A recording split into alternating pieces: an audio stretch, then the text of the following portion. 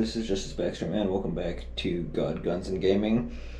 Today I'm going to be discussing how we seem to always be focusing on the wrong issues when it comes to fighting unconstitutional gun control. I'm going to use just three examples in that, and really when we do this we fight losing battles. First example I'm going to be discussing is the bump stock ban. So basically, if you don't know what a bump stock is, it uses the recoil of the weapon to make your finger hit the trigger again so that you can fire multiple rounds while it's not technically multiple actions of the trigger. And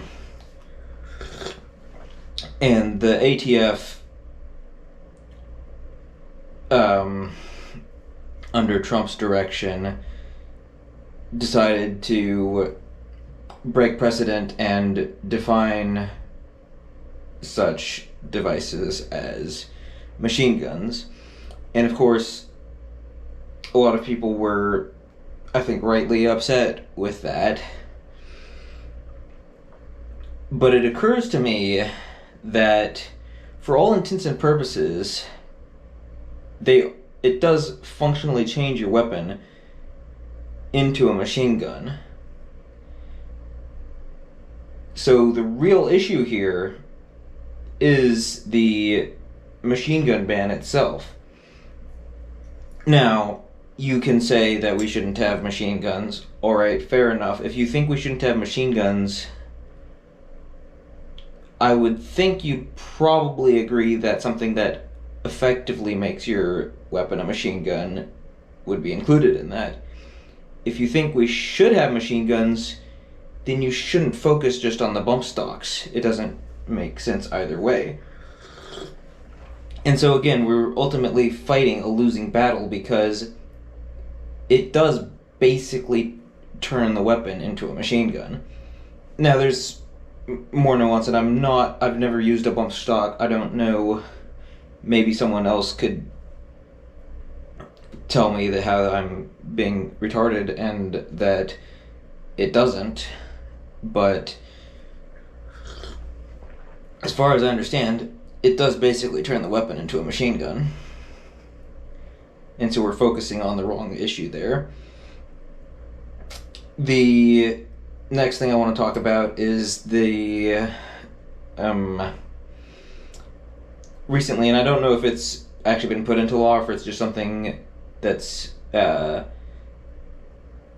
it's not that it's being put into law, it's that I think it's a new ATF policy that's being fought back by gun rights groups, and that's this attempt by the ATF to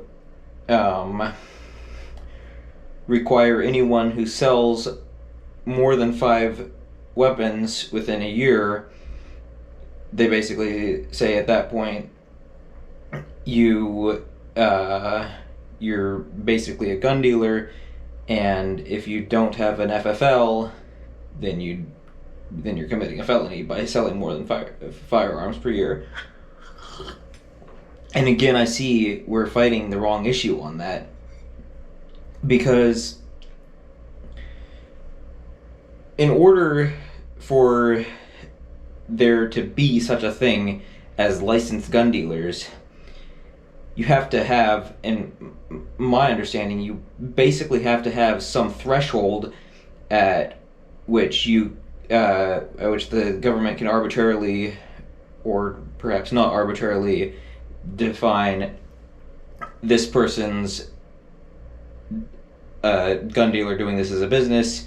This person's not a gun dealer. He just happened to sell a few guns to some of his friends, or some other person who was just interested in buying that gun. And I don't know what the limit was previously, but this would basically make that limit be, hey, if you're selling more than 5 guns, then you're a gun dealer and you need a license.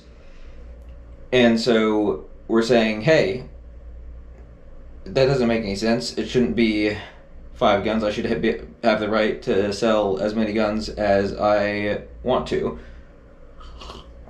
And again, that's something I agree with, but we're fighting the wrong battle here. Because there does have to be some distinction between a licensed gun dealer and someone just selling guns if you're going to require businesses to have an FFL to sell guns. So I think the real problem is that FFLs are a requirement at all. I think the right of the people to keep and bear arms shall not be infringed includes gun businesses shouldn't be regulated by the federal government in that way. So again, we're fighting the wrong battle because it's a losing battle, because there has to be some distinction, some regulation, and as long as we submit to that, as long as we see that there has to be some regulation, then we can't really argue about, oh, I don't like that because it's all arbitrary.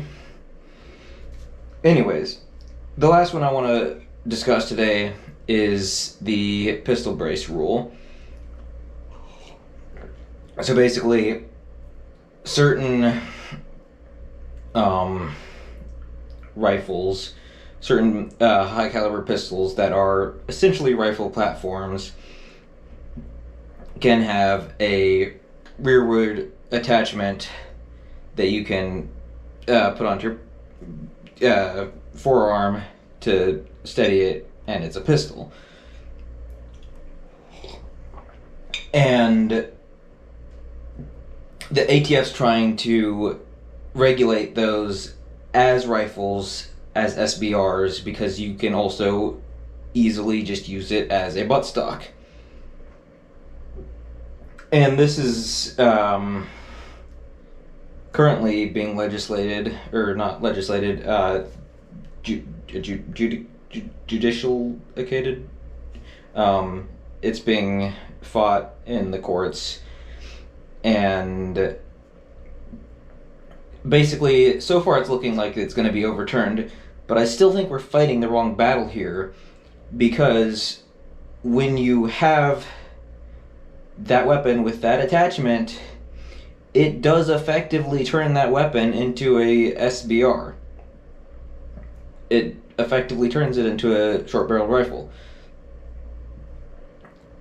So I think the real problem is we're not focusing on the laws outlawing SBRs. And really, in my mind, there's no justification for short-barreled rifles being illegal. Certainly, there's no justification for that in the Constitution. There's no way around it. It's an outright unconstitutional law. But even if you step away from the Constitution, like, yes, it makes the weapon slightly more concealable and slightly more maneuverable, while still being stable because of the buttstock, and more powerful generally because you can have higher caliber weapons, by and large speaking, then you can accurately and effectively shoot with a pistol. But that doesn't... The difference there is so minute, it's just honestly stupid, in my opinion. And again, like I said, it's completely unconstitutional. That is a clear and obvious infringement on the right of the people to keep and bear arms.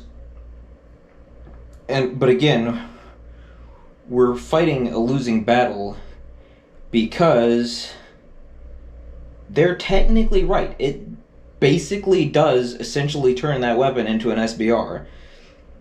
So we need to fight the SBR law, not the stupid pistol brace rule.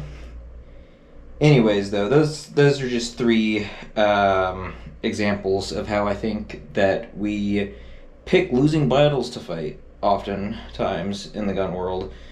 But with that being said, I want to thank you all very much for watching, and I'll see you later. Bye.